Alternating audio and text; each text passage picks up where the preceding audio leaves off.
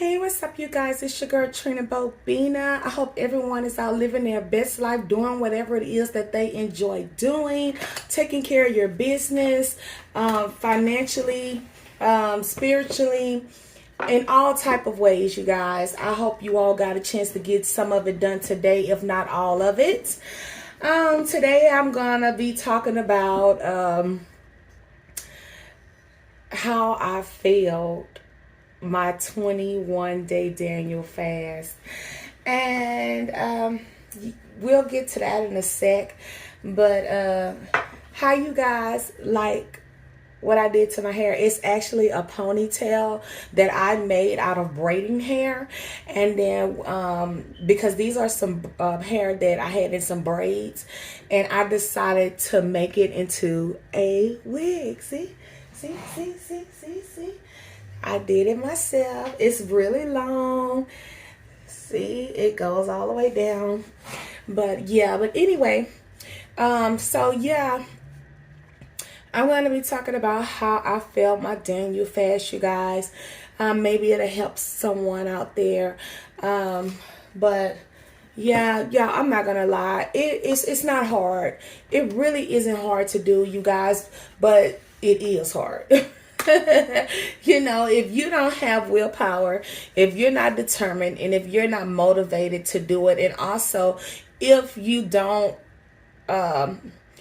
set a schedule to do it, and also prep yourself for the fast, 9 times out of 10 you will fail the fast.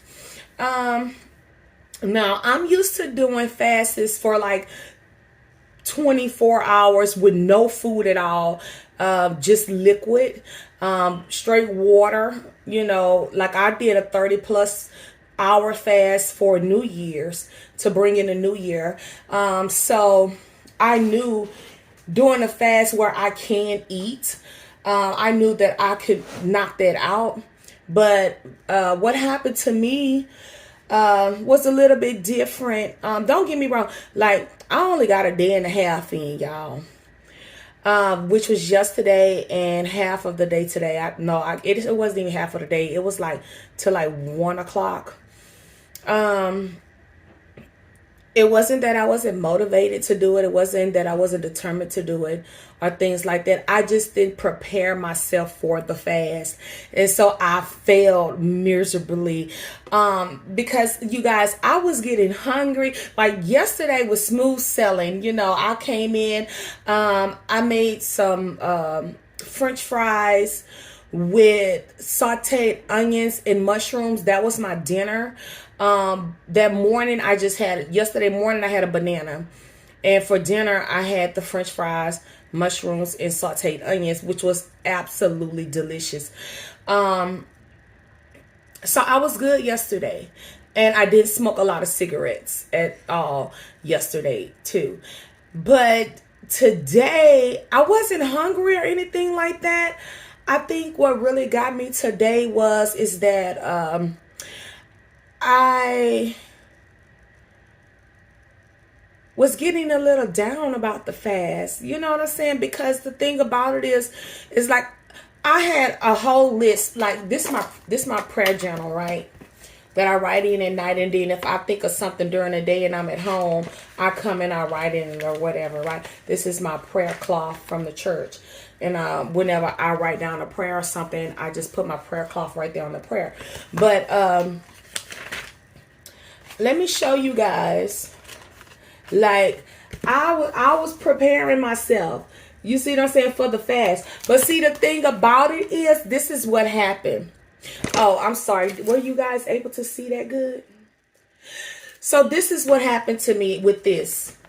I had everything wrote down in here. I already knew what it was that I needed to get and all of that stuff. But because I'm not used to eating foods without sugars and things like that, even though I've been on a diet before, I know that fruits and vegetables you can have or whatever.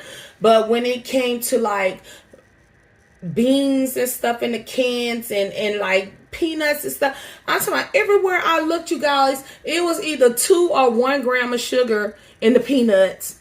1 or 2 grams of sugar in the cashews and all the nuts, And then when I went to the canned fruit and things like that, it was 14 grams of sugar, stuff like that. And I was like, wait a minute, I feel deprived. Like, I can't have, all of the stuff that I really want to eat. You know what I'm saying? And I can't find anything that does not have 0 sugar. So that was my biggest issue with doing the fast. I couldn't find anything literally today, you all. And I went to HEB to try to find everything I needed. I had a snack yesterday, which was the popcorn. But I was like, well, I want to have some nuts one day or something like that. So I decided to go to HEB today to see if I could find some nuts and stuff like that. But they all had sugar and stuff in it, And then I was like, you can't have anything processed. So I can't have any food that would be considered as good on a Daniel fast, but it's not good because it's processed. So I was like, oh my goodness. I was hungry, y'all. And I ain't gonna lie. I went and got me a 3-meat pizza from Little Caesars. And I sat in front of my thing and I talked to my honey about the situation. And he was like, when you do it and you're ready to do it, I'm going to do it with you. So it'll motivate you to do it. And it's not that I need the motivation to do it, you all, because I was doing it. It was just I was unprepared for the quest. You see what I'm saying? And I didn't go grocery shopping and get everything that I would need. I didn't go online and research what didn't have any type of sugar, what wasn't processed, what can I do with this, what can I do with that. I didn't do any of that. I just jumped into the fast. And the real reason why I just jumped into the fast, because I was like, oh my goodness, I want to go out for Valentine's Day and I want to go out to eat for Valentine's Day. So I need to do my 21-day fast right now. So on February the 14th, I could celebrate because I did my whole Daniel fast. Why did I do that to myself? Why? Just why? Why? And you know what? And I talked to God about it and everything, y'all, and I know he don't hold it against me because I had already had a set date to do it, which was next month for me to do the fast. But I jumped into it because me and honey was talking about we going out to eat and stuff, and I want to be able to eat what I want to eat on Valentine's Day. You know what I'm saying? Like Valentine's Day, and I'm just not starting to like Valentine's Day again because Valentine's Day is the day that my mom died. So when my mom died on Valentine's Day for 14 to 15 years, I didn't celebrate Valentine's Day because that was the day of my mourning for my mother. She died in 2004 on Valentine's Day. So every time Valentine's Day came around, I didn't want to do anything. I didn't celebrate. I went to my mother's grave. That's how I celebrated. I went and cleaned my mother's grave, gave her balloons and flowers and stuff like that. And I just came on home. And I just recently, like in 2019, started getting back into liking Valentine's Day again because it's nothing that I can do. She's dead. She is not alive. That's not her anymore. Her spirit is up there with God. So I had to let that go.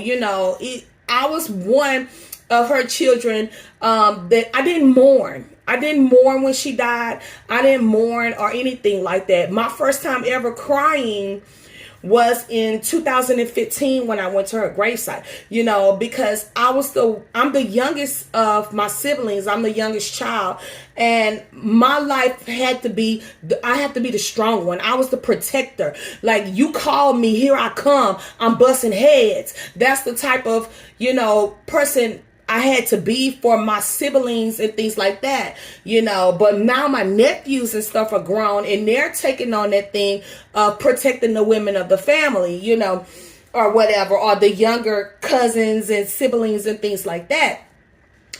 But yeah, they're the type of, my siblings and my nieces and nephews, they know that I can hold my own. They know I'll get out there, But I've been trying to change my life around, you know what I'm saying? Like, I'm stepping back from all of that. I'm not running out there fighting for nobody no more. I'm not doing any of that no more. And I just really been trying to buckle down and focus, because there's so much stuff going on in this world, you guys. You guys have to be prepared for what's going on in this world. You know what I'm saying? A lot of people are not spiritual. They don't have, some people don't even believe in God. They're atheists and things like that. And, and they don't believe in the science of the test and all of that type of stuff. Well, to each his own.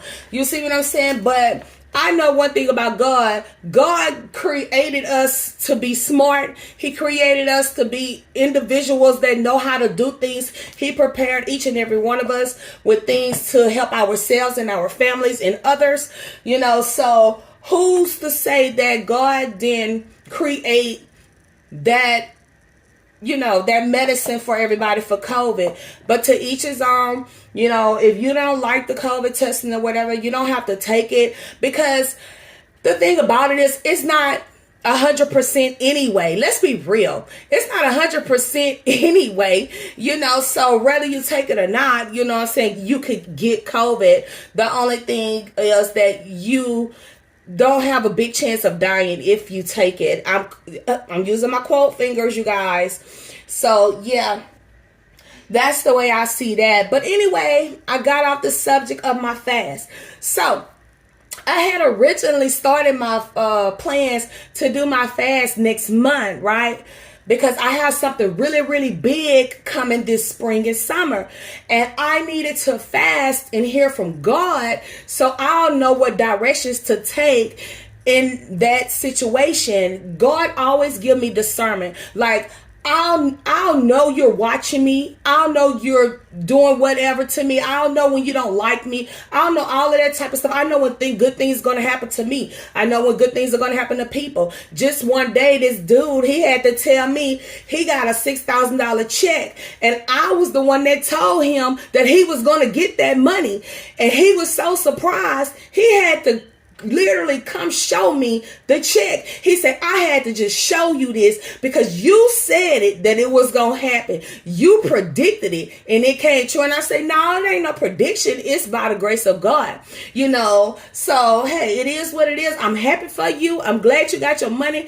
Go on with your bad self. You see what I'm saying? So it's God worked through us in every way possible. You just got to listen to him. So that's what journey I'm on with this fast. I want to hear from God more. It's not that I don't hear him now. It's not that I'm lacking on my worship towards him, or my spirituality is not focused on him or whatever, because it is. It's just, now I'm ready to talk to him about something. I really need to talk to him about something. So if you do that 21-day Daniel fast, which is in the Bible, God will literally come to you. He will give you clarification.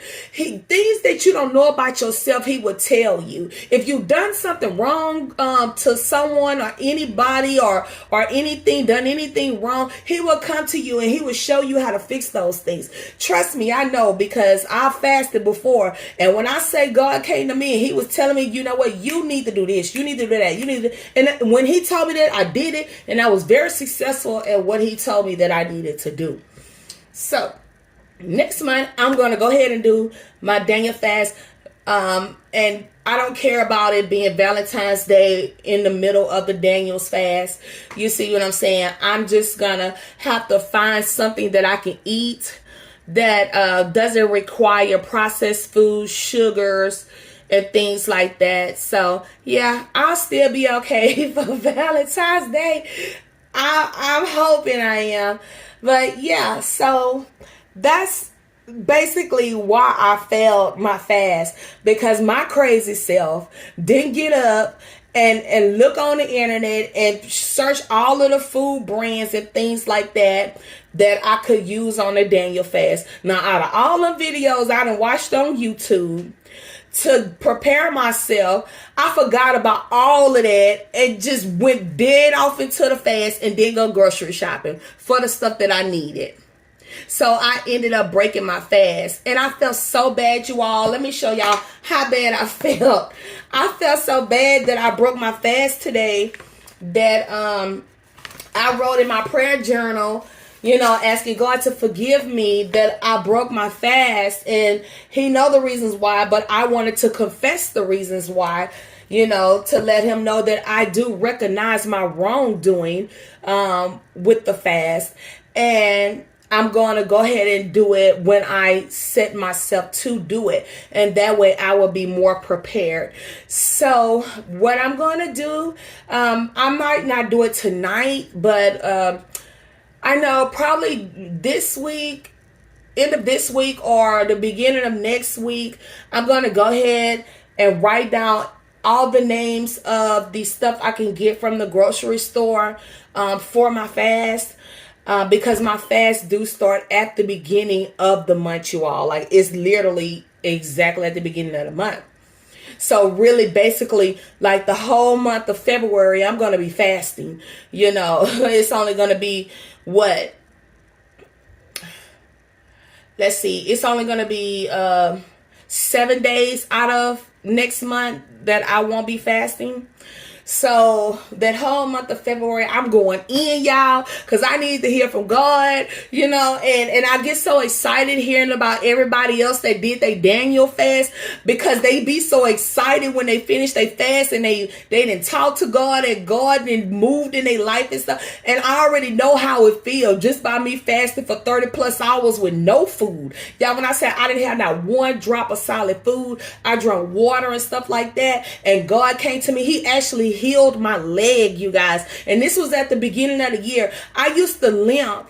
I went on a trip to Miami, and we had a wreck. Me and my siblings, we had a wreck in Miami, and it damaged my leg. And they told me that I would eventually end up in a wheelchair if I don't have the surgery. Well, I said I ain't having no surgery. So I went into fasting and praying, telling God to heal me. And I would not eat a drop of food. I'm fasting. I need to hear from you. I need you to heal my body. And God did just that.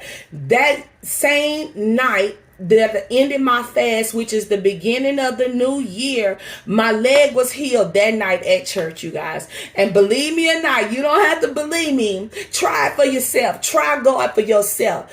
Don't never believe what somebody tell you about God. You try them for yourself. If somebody speak words out of their mouth about God, you tell them to show it to you in the Bible. Show me what you talking about in that Bible. You're never supposed to believe what people are telling you about God. You always supposed to be able to go back in that Bible and research it yourself, or go through something with God, and you will know that it's a fact and not just something they just saying out of their mouth. You see what I'm saying? I would never tell you to just go on my word. You see what I'm saying? I would be wrong. That would be wrong of me to tell you to go on my word. Now, try it for yourself. Get sick. If you get sick, try God. Try fasting and watch what happens. Ask for healing while you fasting, and I guarantee you God will heal your body.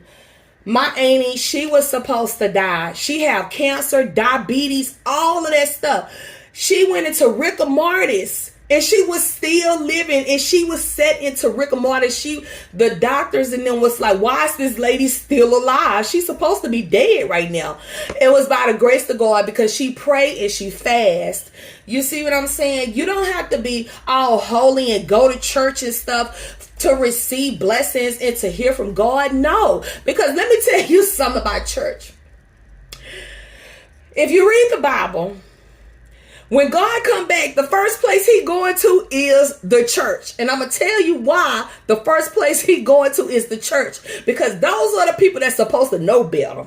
So when he come back, he ain't coming on these streets first. He going to the church. He going to get all them hypocrites and all this stuff at the church first. And then he gonna hit the streets, because the ones in the street, they really lack the knowledge of God. They're not, they know God and they love God, but they didn't fake the funk. You see what I'm saying? And go in church and hallelujah this and hallelujah that, but you are doing the same stuff. No. And that's why I had to stop y'all, because like my mom, she was the Sunday school teacher. She started the Sunday school at the church that I go to, she started the school, so I knew everything about the Bible and everything like that, because of course my mom is the teacher for the Sunday school. But as I got older, I stepped into my own. I wanted to do what I wanted to do. I left home at 14 and I never looked back. I took care of myself from the age of 14, and I was so happy that my mom instilled God in my heart, to where I can be able to know that I can call on God when I need him in a situation, or I can call on him when I don't need him, and that's what brought me back to where I am now. I'm no longer straddling the fence. Yes, I still cuss sometimes. Yes, I get angry sometimes. Yes, I want to fight sometimes. Yes, I want to do everything in the book. Yes, I want to hit some weed.